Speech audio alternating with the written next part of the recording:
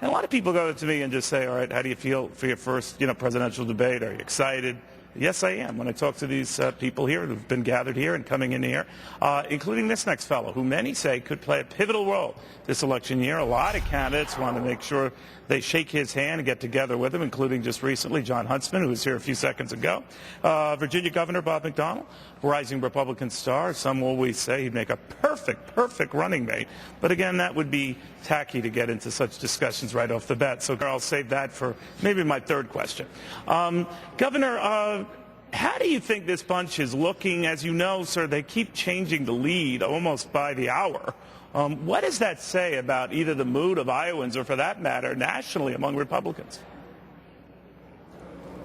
Well, Neil, thanks for not being tacky, and greetings from sunny Virginia. I think it says that there are two competing motivations. One is, who do the voters think is the most principled conservative candidate that reflects their own values? But number two, who's the best candidate to beat Barack Obama? And those two may not always be the same. And so I think you've seen Mitt Romney being pretty steady over the years because he meets a little bit of both those tests. But then you've got others that have come up and down. And ultimately, though, in Iowa, as you've already seen out there, Neil, money and organization make a huge difference, because it's not just about how you do on the debates, but who can actually get their voters out on a cold January 3rd day in Iowa. So there's a lot of factors. Everyone has what we were just showing a sampling of some of the major candidates who've been with you, and you've been very hospitable to all. Any favorite? Well, I'm a little bit biased, but I've said I think when I look at the failure of leadership in Washington and the fact that we don't have a president that knows how to balance the budget and create jobs, well, we need, I think, the best candidate to be a governor. So I've been a little partial to my friends who are governors, current and former, in the race. But I think that virtually all those top-tier candidates. Does that mean not a former speaker? Not a former speaker. Well, I said the best. I know I've gotten to know Newt a little bit over the last couple of years. He's an incredible idea guy. But, balancing budgets and creating jobs and making tough decisions about spending, that's what governors do every day. You see Republican governors do that a lot around the country. So, that's why I made that comment. But I'm just waiting to get my knees so I can get to work.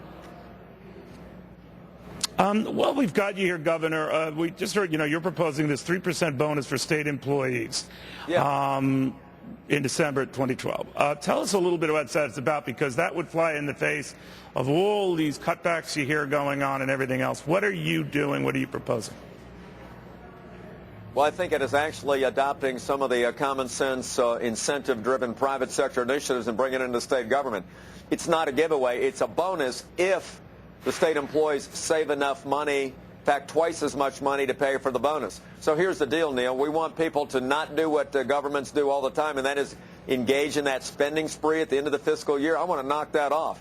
And if they do that and save the money, then about half of the money will go to a bonus. We did it 2 years ago in 2012, saved $175 million at the end of the year and paid out $80 million in bonuses.